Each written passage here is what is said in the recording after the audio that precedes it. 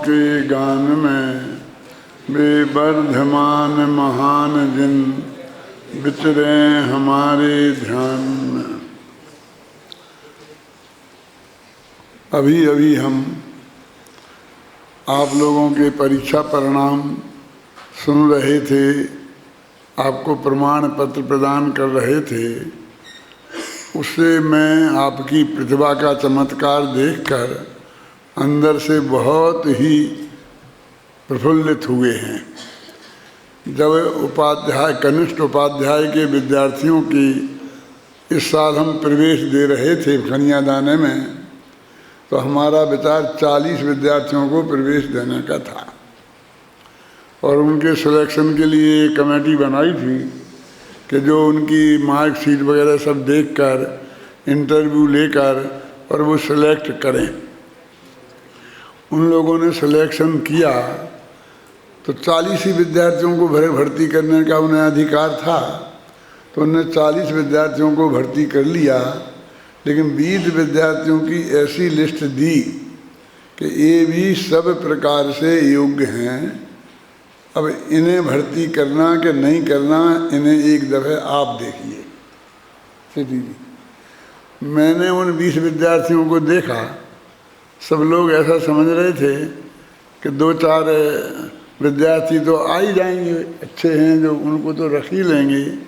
लेकिन मुझे एक भी विद्यार्थी ऐसा नहीं लगा कि जिसे हम रिजेक्ट करें। अपनी मर्यादाएं थीं 40 की, न केवल पैसे की व्यवस्था की बात थी, लेकिन रहने के जगह की व्यवस्था की बात भी थी कि रखेंगे कहाँ, ज़्यादा रख लेंगे तो। लेकिन उनकी योग्यता देखकर, उनकी प्रतिभा को देखकर मैंने तो सभी को भर्ती कर लिया, 60 के 60। सब लोग क्या करेंगे क्या करेंगे, मैंने कहा अब सोचेंगे क्या करेंगे। हमें रहने की व्यवस्था की दिक्कत थी, तो हमारे जितने मेहमानों के कमरे यहाँ पर हैं और उनके ताले लगे रहते हैं, हमने अपने लोगों को उनके पास भेजा कि विद्यार्थियों को रखने के लिए हमें जगह चाहिए, आप कमरा हमें दे दीजिए, जब आप आएंगे हम आपकी अच्छी से अच्छी व्यवस्था करेंगे। ठहरने की व्यवस्था की, पैसे की व्यवस्था की, और आज उस क्लास की यहाँ प्रतिभा दी है। विदाई तो इनकी हो रही और विदाई तो सेकेंड ईयर वाले कर रहे हैं, लेकिन उनकी चर्चा क्यों हो रही? वे चर्चा का विषय वे क्यों बन रहे हैं? तो उन्होंने अपनी प्रतिभा से, अपने सद्व्यवहार से सर्वश्रेष्ठ आदर्श कक्षा का विजय भी उन्होंने प्राप्त की। तो हम सोच रहे कि हमारा सिलेक्शन किसी भी दृष्टि से कमजोर नहीं है। पहले ऐसा हुआ करता था कि सब लोग कोशिश करते थे कहीं दूसरी जगह भर्ती होने के लिए, और जब कहीं नहीं हो पाते थे तब छटाए लोग इधर आते थे। दूसरा नाम सुनना पड़ेगा, दूसरा नाम। तो लेकिन आज मामला एकदम पलट गया है। 99 नंबर, 100 नंबर, 99 नंबर। किसी की ताकत नहीं है कि उसमें लाल निशान लगा सके उनकी कॉपी में।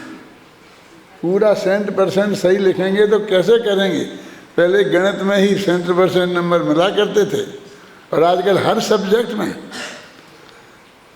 ये नंबर सुनकर, ये सब चीज़ें देखकर, और जब प्रतिभाशाली विद्यार्थियों पर मेहनत करने का मौका मिलता है तो कलाकार की भी मेहनत सफल होती है, पढ़ाने वाले की भी हिम्मत पड़ती है, और वो अच्छे से अच्छा पढ़ाए, पूरी मेहनत करके उस पर काम करे तो काम दिखाई देता है। जो जिनमें प्रतिभा नहीं है उन पर मेहनत करने से कोई ज़्यादा फायदा नहीं होता है।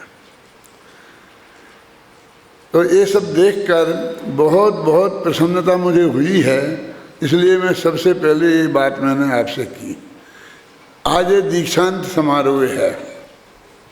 ये दीक्षांत समारोह क्या है? यूनिवर्सिटियों में जो हर साल विद्यार्थी परीक्षाएं देते हैं, जो टॉपर्स लोग निकलते हैं, उनके लिए बहुत बड़ा फंक्शन करके दीक्षांत समारोह किया जाता है और राष्ट्रपति जैसे बड़े लोगों को उसका मुख्य अतिथि वगैरह बनाकर विद्यार्थियों को, प्रतिभाशाली विद्यार्थियों को डिग्रियां दी जाती हैं रही हैं। जब भारत आज़ाद हुआ था तब ऐसा बहुत, हर यूनिवर्सिटी ऐसा करती थी। धीरे धीरे विद्यार्थियों में इतनी उद्दंडता आई, काले झंडे दिखाना कि हर फंक्शन को बिगाड़ देना। धीरे धीरे अतिथियों ने आना बंद कर दिया और विद्यालयों को बुलाना बंद करना पड़ा और अब वो दीक्षांत समारोह नाम की चीज़ कहीं दिखाई ही नहीं देती है। उन विद्यार्थियों को मालूम क्या करना पड़ता है, लाइन में लगकर एक क्लर्क के सामने पैसा जमा करा के अपनी डिग्री लेनी पड़ती है और जो उन्हें सम्मान में सारी सभा के सामने टीवी पे प्रोग्राम जाता था और सम्मान के साथ उन्हें डिग्री दी जाती थी। ये दोनों दृश्य हमने देखे।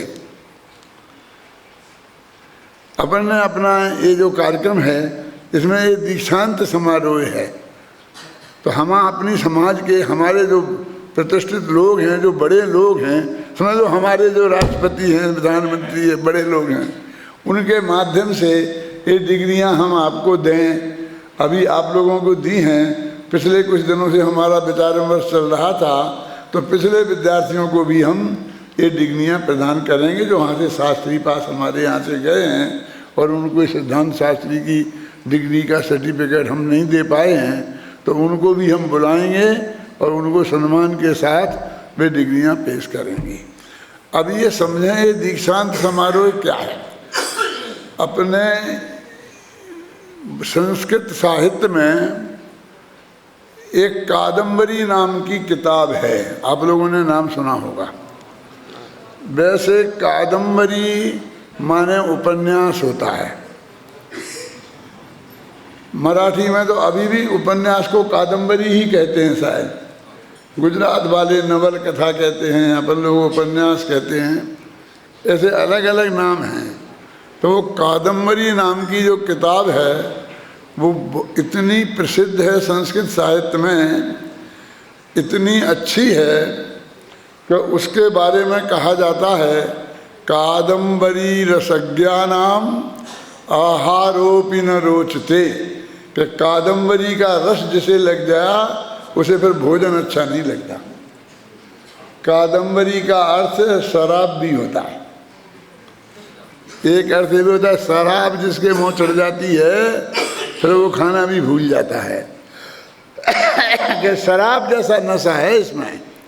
हम कादम्बरी पढ़ना शुरू कर दें तो बिना पूरी किए हम भोजन को भूल जाते हैं। घर वाले बुलाते रहते हैं, थाली रखी है, ठंडी हो रही है, आओ खा लो, कि हाँ आता हूँ, ऐसा हम जवाब देते रहते हैं। इसके लिए लिखा गया कि कादम्बरी रसज्ञानाम आहारोपि न रोचते। वो कादम्बरी बाणभट्ट कवि की रचना है। और पहले जो हमारे विश्वविद्यालय हुआ करते थे वे अधिकांश छात्रावासी हुआ करते थे। छात्रावासी का मतलब ये है कि वहीं रहने की, खाने की, उठने की, बैठने की सब व्यवस्था। अपने घर से विद्यार्थी आते थे और वे 5 वर्ष 7 वर्ष जितने वर्ष का उनका कोर्स होता था विद्यालय में प्रवेश करते थे और पूरी पढ़ाई होने के बाद ही अपने घर जाते थे। ये हमारा जयपुर ऐसा महान नगर है कि यहाँ के हमारे पंडित चंद्रशेखर जी थे। वो जब बनारस विद्यालय में भर्ती हुए छात्रावास में सेठी जी, तो 5 साल तक उस बोर्डिंग की सीमा के बाहर नहीं निकले और न्यायाधीश की डिग्री लेने के बाद ही बाहर निकले। एक रिकॉर्ड है चंद्रशेखर जी का। और उनके सहपाठी थे विद्यासागर जी के गुरु ज्ञान सागर जी, जिनका नाम था भूरामल जी, पंडित भूरामल जी। उन पंडित भूरामल जी को मैंने गृहस्थ अवस्था में भी देखा है। यहीं जयपुर में उन्होंने अपनी वे महाकाव्य लिखे थे ना कालिदास जैसे, दयोदय, मूकमाटी तो विद्यासागर का है, तो उन काव्यों को छपाया था, वे लेकर पंडित चैनसुखदास जी के पास आए थे। मैं भी भाग्य से वहाँ बैठा था। तो वे ग्रंथ मैंने उस वक्त देखे थे, तो सचमुच बहुत उच्च कोटि के थे। ज्ञान सागर जी बहुत उच्च कोटि के भाषा विशेषज्ञ विद्वान थे। तो ये जो ऐसे छात्रावासी स्कूल हुआ करते थे ना, तो उसमें साल में एक दफ़े दीक्षांत समारोह होता था कि जितने विद्यार्थियों का काल पूरा हो जाता था फिर उनको विदाई दी जाती थी। वो ज़्यादातर वहाँ पढ़ने वाले राजकुमार हुआ करते थे। जहाँ जहाँ राजा होते थे, 500-600 राजा थे ना अपने हिंदुस्तान में, स्टेट्स थी, उनके जो राजा होते थे उनके लड़के ही उनमें पढ़ते थे। और कोई शौकमचंद सेठ जैसे कोई बड़े कोई हो जाएं तो कोई सेठों के लड़के भी पहुंच जाते थे पढ़ने के लिए। लेकिन बहुत संपन्न लोगों का कि वो थे, हर एक की वहाँ गति नहीं थी कि उनमें जा कर के पढ़े। तो वो कादम्बरी नाम की जो किताब है, उसमें जो एक विश्वविद्यालय है, शायद तक्षशिला या नालंदा, एक विश्वविद्यालय है, उसका एक दीक्षांत समारोह हुआ और उसका वर्णन है। उसकी विशेषता ऐसी है कि कादम्बरी में बहुत कभी कभी छोटे छोटे वाक्य, सत्यम वद धर्मम चर, सत्य बोलो धर्म का आचरण करो, बस छोटे छोटे 2-2 शब्दों का एक वाक्य। ऐसे छोटे छोटे वाक्य भी हैं और ऐसे वाक्य भी हैं कि 3 पेज तक कोमा नहीं लगाया है, फुल स्टॉप नहीं आए 3 पेज तक दादा। इतने बड़े बड़े वाक्य भी हैं। उसको पढ़ने के लिए संस्कृत भाषा का बहुत बड़ा विशेषज्ञ विद्वान होना चाहिए। यदि आप नहीं होंगे विद्वान और उसे पढ़ेंगे तो आपकी सारा श्रम उसका अर्थ समझने में निकल जाएगा, पसीना आ जाएगा, तो आपको मज़ा नहीं आएगा। हम उपन्यास पढ़ रहे हैं और हमको कोई बार बार डिक्शनरी देखनी पड़े, किसी से पूछना पड़े इसका क्या अर्थ होता है, इसका क्या अर्थ होता है, तो क्या मज़ा आएगा। माने ऐसे बड़े विद्वान, तो उनमें उन्होंने ये वर्णन किया कि वो दीक्षांत समारोह जो मुख्य जो अतिथि आता था वो, अथवा सबसे बड़ा जो गुरु होता था जिसने पढ़ाया है, वो दीक्षांत भाषण दिया करते थे। उसका नाम है दीक्षांत। दीक्षा के अंत में दिया जाने वाला भाषण, वो दीक्षांत, वो शिक्षांत, वो है वास्तव में शिक्षा के अंत में। महाराष्ट्र में अभी भी लड़के को क्लास में बेंच पे खड़ा करें तो कहते हमने तुम्हें शिक्षा दी है। शिक्षा माने तो दंड होता है महाराष्ट्र में। विद्यार्थी को जो दंड दिया जाता है उसे शिक्षा बोलते। मैं तुम्हें ऐसी शिक्षा दूंगा कि तुम सारी जिंदगी याद करोगे। एक शिक्षा दोगे तो याद क्यों करेंगे, नहीं करेंगे, बहुत अच्छी चीज़ है। मैंने ऐसा दंड दूंगा, शिक्षा का अर्थ ये होता है। और वो दीक्षा माने उन्हें 5 वर्ष तक पढ़ाया, तो वो एक तरीके से दीक्षा लिया। अपन तो समझते मुनि हुआ तो दीक्षा ली जाती है क्या, लेकिन ये वास्तव में ये दीक्षांत समारोह है। तो आप दीक्षा ले रहे हैं आज क्या। अभी ये जाएगा टीवी पे और ये कहेंगे कि हमारे सब विद्यार्थियों ने 25 विद्यार्थियों ने दीक्षा ली, तो हो हल्ला मच जाएगा। क्या इनके ये कपड़ा पहनने वाले दीक्षित हो गए और देने वाले कपड़ा पहनने वाले दीक्षा देने लगे, लेकिन उन्हें पता नहीं है इसको दीक्षांत समारोह का मतलब क्या। कि जब हमने पढ़ाया और पूरी दीक्षा दी, समझा दिया, और फिर अंतिम विदाई के टाइम पर जैसी बेटी की विदाई करते हैं तो माँ समझाती है बेटी को कि भाई तुम ससुराल में जा रही हो तो इस घर का नाम बदनाम मत करना, किसी से लड़ाई झगड़ा नहीं करना, ऐसा नहीं आए कि बार बार तुम्हारी सास कहे कि तेरी मम्मी ने ये भी नहीं सिखाया, पापड़ सेंकना तक नहीं जानती है, कहीं उलाहना नहीं देना पड़े। जैसे वो अम्मा जी अपनी बेटी को सिखाती हैं, ऐसे ही वो अध्यापक और गुरु अपने विद्यार्थियों को वो सिखाते थे। वो दीक्षांत भाषण है। वो दीक्षांत भाषण पूरा कादम्बरी में लिखा है। पढ़ना आप लोगों ने जिनने नहीं पढ़ा हो, शास्त्री डिग्रियाँ लगी ना जिनके पीछे, उन्हें तो पढ़ना ही चाहिए विपिन जी। क्या उसमें थोड़ा नमूना मैं बताता हूँ कि कैसी कैसी बातें हैं। वे राजकुमार थे, अब उन्हें जाके राजा बनना है, उन्हें युद्ध विद्या भी सिखाई है, राजनीति भी सिखाई है, सब सिखाया उनने जो भी एक राजकुमार को जरूरी होता है। अब वे अंत में कह रहे कि तुम राज्य कैसे चलाना, कर्मचारियों से डील कैसे करना। अब आज की प्रशासनिक व्यवस्था में सबसे बड़ी समस्या है। तो उनने कहा कि आजकल जो यूनियन बन जाती है ना और हड़तालें शुरू हो जाती हैं, सब कर्मचारी मिलके एक हो जाते हैं, अब वो ऑफिसर की मानते ही नहीं है। ये दे दो तो ये दे दो, नहीं तो ऐसा करें ऐसा करें। उस वक्त भी होता होगा। तो उनने कहा कि कर्मचारियों में कैसा व्यवहार तुम्हें करना चाहिए, क्योंकि वे कर्मचारी यदि मिल गए, संगठित हो गए, तो तुम्हारे राज्य को खा जाएंगे, और यदि लड़ पड़े आपस में, असंगठित हो गए तो नष्ट कर देंगे। देखा, संहिता भक्षेयु असंहिता नष्टेयु, ये उस कादम्बरी के वाक्य हैं, ये छोटे छोटे वाक्य अध्यात्म। संहिता यदि वे संगठित हो गए तो कोई किसी की शिकायत तो करेगा ही नहीं। हम जाएंगे, आज लेट कौन आया था, हम पूछे क्यों साहब ये कौन आया था, सब समय पे आ गए थे, जब वो है कहाँ, यहीं गया होगा पानी वानी पीने, पेशाब करने, जबकि वो आया ही नहीं है। वो दूसरा संगठित होगा ना, तो वो कर्मचारी जो हमारा नौकर है, जिसकी भक्ति हमारे प्रति होनी चाहिए, निष्ठा, उसकी निष्ठा उसके प्रति होगी, वो उसे बचाएगा, वो उसे बचाएगा। ऐसी छोटी छोटी बातें उसमें लिखी हैं। संहिता भक्षे खा जाएंगे, और असंहिता लड़ पड़े तो वो कहेगा जरा मेरा पेन खराब हो गया, जरा देना पेन। क्यों दूँ मैं तो नहीं देता हूँ। और वो जरा पेशाब करने गया तो उसकी पेन को लेकर खराब कर देगा। अब ज़्यादा वो पेन नहीं रहेगा, सारा काम बिगड़ेगा, साहब की डांट खानी पड़ेगी। तो वो पेन उसका थोड़ी है, पेन तो गवर्नमेंट का है। यानी वे लड़ेंगे तो नष्ट कर देंगे, और संयत हो जाए तो क्या करें कि ना वे संगठित हो पाएं और ना वे लड़ें, ऐसा व्यवहार करना चाहिए।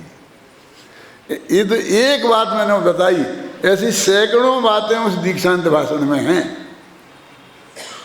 कि एक राजकुमार को राज प्रशासन चलाने के लिए कैसा व्यवहार करना चाहिए, कैसा तुम तब कब सफल होगे, तो उसको बोलते हैं दीक्षांत भाषण। अभी साहब दीक्षांत भाषण फलां साहब देंगे, फलां साहब देंगे, उनसे पूछो तो दीक्षांत भाषण किसे कहते हैं, वे ये जानते हैं कि नहीं।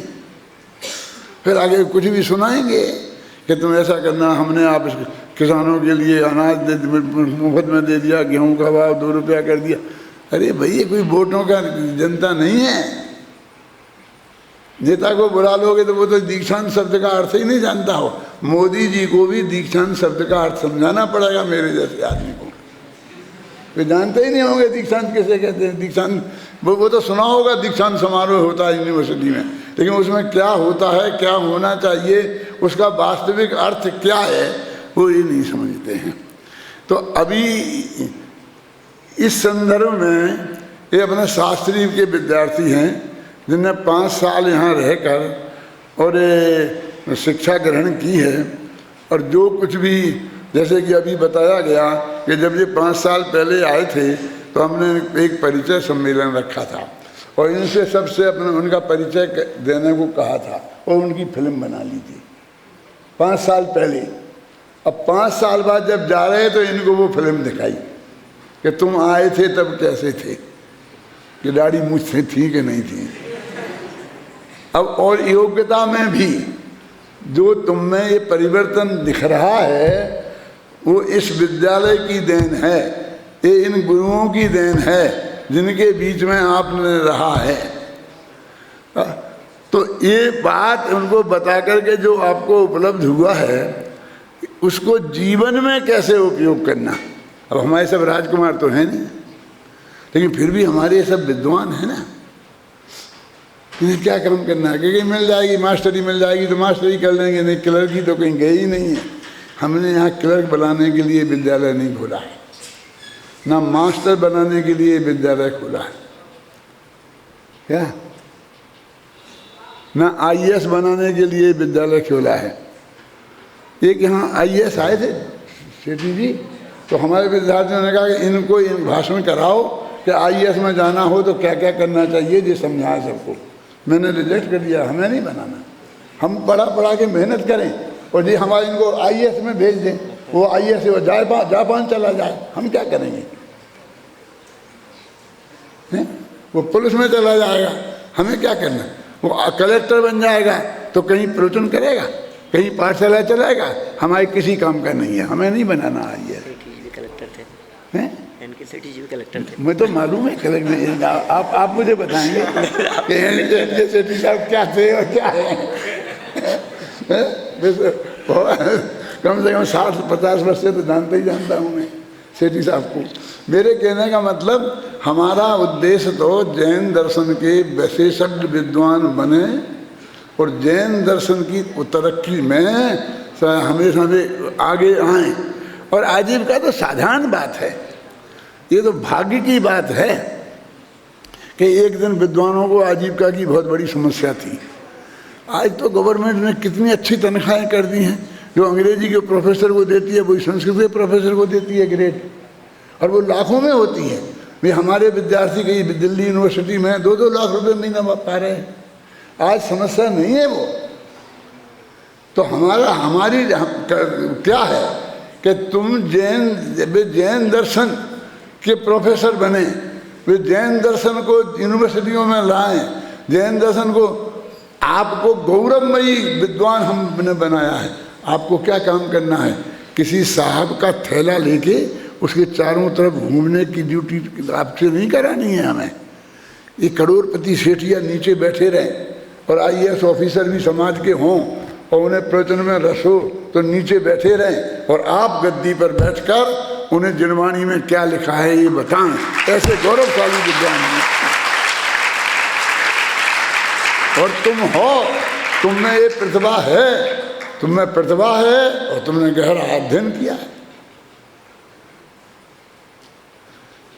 सेठी जी, हम कहते हैं समाज के बड़े से बड़े विद्वान को आप लाइए, और हमारे क्या आपके ही है ना, हमारे और आपके अलग थोड़ी, बिल्कुल नहीं, एक ही है ना। इन विद्वानों को खड़ा कर दीजिए, ये 19 से साबित नहीं होंगे। हमें भरोसा है क्योंकि हमने इन्हें पढ़ाया है, हमने इन्हें देखा है, हमने इन्हें कसौटी पर कसा है। हमें गौरव समाज की जैन धर्म को आगे बढ़ा के ले जाना है पंचम काल के अंत तक, तो ऐसा दूसरे के का थैला लेकर चपरासगिरी करने से जाएगा धर्म? कैसा गौरव होना चाहिए हमारे विद्वानों में। वो ऐसा गौरव होना चाहिए कि जिसकी सभा में बैठकर सेठिया को और किसी ऑफिसर को शर्म न आए, किसी प्रोफेसर को यूनिवर्सिटी के शर्म नहीं आए कि इनकी सभा में मैं प्रवचन सुनने बैठा हूँ। गौरव लगे, हमारे ज्ञान में इतनी गरिमा होना चाहिए, हम इतना अच्छा प्रस्तुतिकरण करें, हम उन चीज़ों को जनता के सामने रख सकें। ऐसे उच्च कोटि के विद्वान बनने की क्षमता आप में है।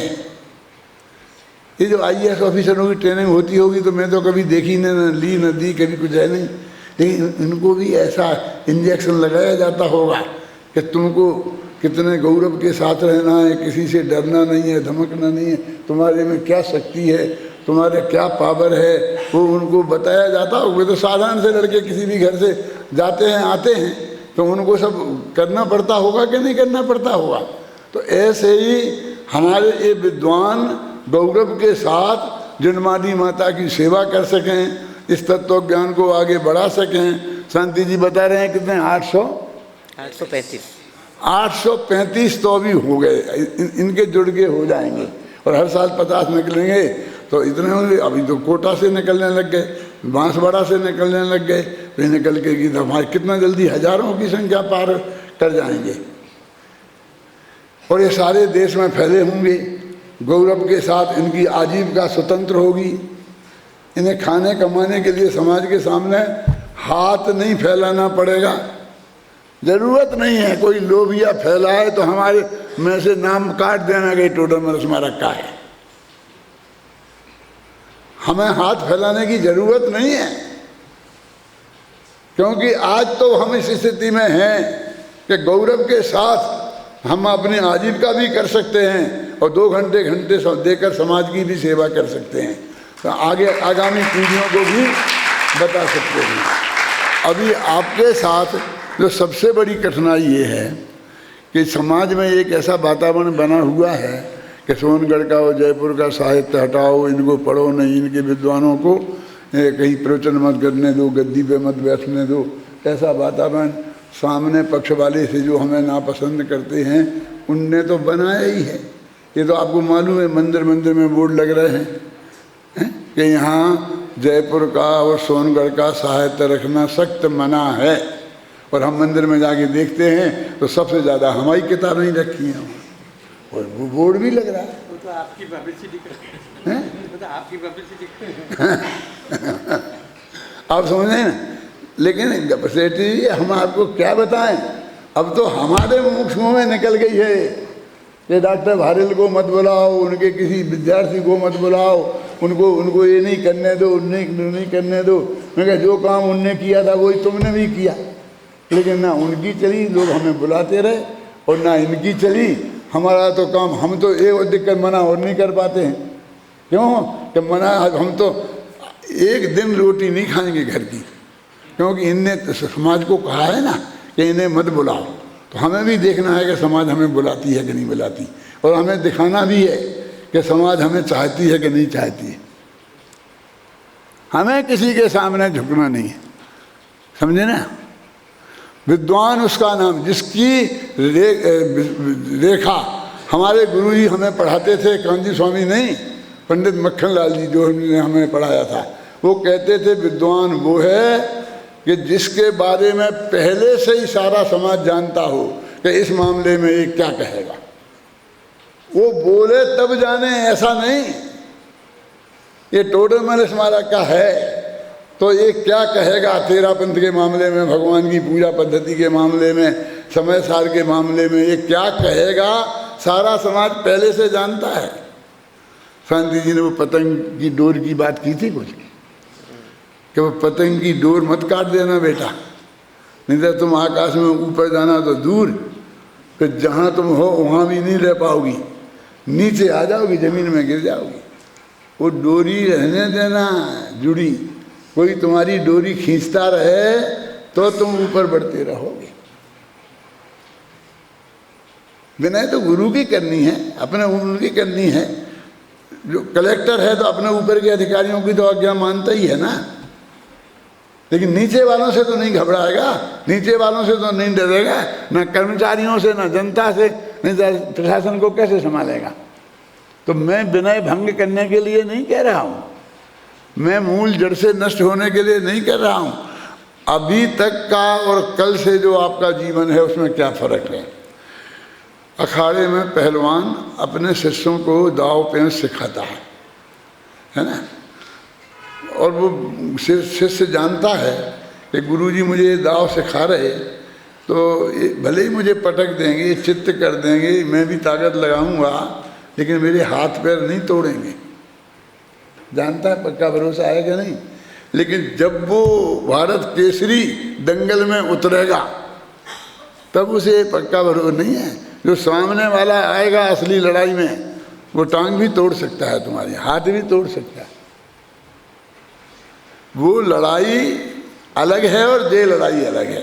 सेना को जब ट्रेनिंग दी जाती है वो लड़ाई अलग है, और जब पाकिस्तान के सामने मोर्चे पे लड़ना पड़ेगा वो लड़ाई अलग है। अभी तक की लड़ाई तुम्हारी ट्रेनिंग की लड़ाई थी, तुम्हारे गुरुजी तुम्हें सिखा रहे थे दाव पेंच, प्रश्नों के उत्तर, चर्चा, एक ऐसा प्रश्न आया तो ये उत्तर देना, ऐसा प्रश्न आया तो ये उत्तर देना है। लेकिन तुम जानते थे गुरुजी हमको गड्ढे में नहीं डालेंगे, चक्कर में नहीं डालेंगे। लेकिन अब जब समाज में तुम जाओगे तो वो जो सामने वाले होंगे वे असली प्रतिद्वंदी होंगे। वे तुम्हारे सहपाठी नहीं होंगे कि जिनके साथ तुम प्रैक्टिस कर रहे थे तत्व चर्चा की। वो असली प्रतिद्वंदी होंगे। और उस समाज के बीच में जाकर, कई तरह की समाज है, 13 पंथ 20 पंथ का, और भी कितने झगड़े हैं, उन झगड़ों के बीच में अपना स्थान बनाए रखना और अपने सिद्धांत पर भी अड़ग रहना। देखो अपन जयपुर में रहते हैं तो जयपुर में अपन अपने सिद्धांत पर पूरे अड़ग हैं कि नहीं हैं? और जयपुर में सारी समाज, दिगंबर, श्वेतांबर, थानकवासी, 13 पंथी, सब अपन को चाहते हैं, किसी से झगड़ा नहीं है। कोई भी अपना बड़ा फंक्शन होता है तो बड़े सम्मान के साथ सभी याद करते हैं। हमें तो किसी ने आज तक सामने नहीं बैठाया, ऊपर ही बैठाया है। क्यों बैठाया है? अपनी योग्यता से, अपनी क्षमता से, अपने व्यवहार से। हमने किसी के विरुद्ध एक शब्द नहीं बोला, हमने किसी के विरुद्ध कोई बात छल द्वेष नहीं किया, किसी के विरुद्ध कोई ऐसा किया ही नहीं काम। समाज के हित के जो काम थे वो किए। तो अपने जीवन को ऐसा परम पवित्र बनाना कि जहाँ समाज में आप जाएं वहाँ आपकी गंध फैलना चाहिए। ये ज़्यादा बताने की ज़रूरत नहीं है कि हम टोडरमल स्मारक के हैं, कि सोनगढ़ के हैं, कि डॉक्टर भारत के हैं। ये तो तुम्हारे शरीर की गंध बोलेगी। तुम नहीं बताओगे, समाज बताएगी। तुम कहोगे कि नहीं हम तो टोडरमल स्मारक के नहीं हैं। कि अच्छा तुम स्मारक के नहीं हो, हम तो पहले ही समझ गए थे, है ना। क्योंकि हमारा आचरण, हमारा खान पान, हमारा उठना, हमारा बैठना, हमारा एक वाक्य बोलना, ये बताता है कि हम किसके शिष्य हैं, हम कहाँ से आए हैं, इनकी क्या विचारधारा है और ये क्या करेंगे। ये हमारी छाप रहनी चाहिए। जहाँ भी हम बैठें, आप रेल के एक डब्बे में बैठे हों, उस डब्बे में एक कूपन हो, उसमें आप अकेले हों, तो बाकी के जो 5-6 आदमी बैठे हों ना, उन्हें ये पता लगना चाहिए कि हमारे इस कूपा में कोई अद्भुत आदमी बैठा है, साधारण आदमी नहीं है। हम साधारण नहीं हैं, आप साधारण नहीं हैं। ये अभिमान की बात मैं आपसे नहीं कह रहा हूँ, कैरेक्टर की बात कह रहा हूँ। हमारी सज्जनता, हमारा सद्व्यवहार हमारी वाणी से निकलेगा तो हमारी बोली वाणी से, इन सब बातों से, हमारे खान पान से हमारी छाप होनी चाहिए। वो आदमी ये समझे कि कोई हमारे पास बोले। यदि हम बैठे हैं 2 घंटे तो अहिंसा का कुछ पाठ हम अपनी केबिन वालों को पढ़ाई दें, इतनी सज्जनता से कि ये अहिंसा प्रेमी था, ये गांधी जी का प्रेमी है, ये जैनी है। ये छाप हमारी समाज में छूटनी चाहिए। समाज में तो आपको कहीं भी रहना पड़ता है, गवर्नमेंट की सर्विस भी मिल जाएगी तो जहाँ तबादला होगा वहाँ जाना पड़ेगा, वहाँ जैनी होंगे नहीं होंगे। अकेला समाज जैनी थोड़ी है, अजैन हैं, वे भी तो समाज हैं। उन हिंदू मुस्लिमों के साथ में हमें शांति से नहीं रहना पड़ेगा, मकान में, मोहल्ले में, सब जगह, गांव में। तो हमारा व्यवहार इतना पवित्र, इतना बढ़िया होना चाहिए। हम अपने सिद्धांत के पूरे पक्के होना चाहिए, व्यवहार में एकदम सच्चे होना चाहिए, हमारी छाप अलग होना चाहिए। क्योंकि तुमसे टोडरमल स्मारक की इज्जत है और टोडरमल स्मारक से तुम्हारी इज्जत है। जब तुम किसी गांव की गद्दी पर बैठे होगे और तुम अकेले अपनी तरफ से गए होगे प्रवचन करने वहाँ, और रुपया तय करके कि 10,000 लेंगे हम, तो तुम्हारी पीछे कोई ताकत नहीं होगी। कोई भी तुमसे झगड़ा करेगा, गद्दी पे से हाथ पकड़ के उतार देगा। और हमारे यहाँ से भेजे हुए गए होगे ना, क्यों? तो वो सामने वाला जानता है कि ये जयपुर से आए हैं। यदि आज इसके साथ कोई खराब व्यवहार हो गया तो फिर भविष्य में कभी हमें विद्वान नहीं मिलेगा। और दूसरी जगह के विद्वान आएंगे भी तो 50,000 मांगेंगे, 1 लाख मांगेंगे, और इन्हें तो हम कुछ दे देंगे तो ठीक है, नहीं देंगे तो भी चलेगा, किराया अकेला देंगे तो भी चलेगा, है ना। तो मेरे कहने का मतलब ये है कि संस्था की ताकत आपके साथ खड़ी रहती है। ऐसा नहीं है कि आपकी वो संस्था से जुड़े रहने का जो लाभ है आपको नहीं मिलेगा, निरंतर मिलेगा, हैं? संस्था को भी मिलेगा। संस्था से आपकी इज्जत है, आपसे संस्था की इज्जत है। आप समाज में जाकर सफल हों, अपने जहाँ भी रहें वहाँ आपकी गंध फैले कि आप टोडरमल स्मारक ट्रस्ट टोडरमल महाविद्यालय के विद्यार्थी हैं, संस्कृत कॉलेज के विद्यार्थी हैं, आपकी अलग छवि दिखाई देना चाहिए। अब हम साधारण नागरिक नहीं हैं भारत के, हम विशिष्ट नागरिक हैं। इसका गौरव हम प्रत्येक व्यक्ति को रहना चाहिए, रहेगा। इस मंगल भावना के साथ मैं अपनी बात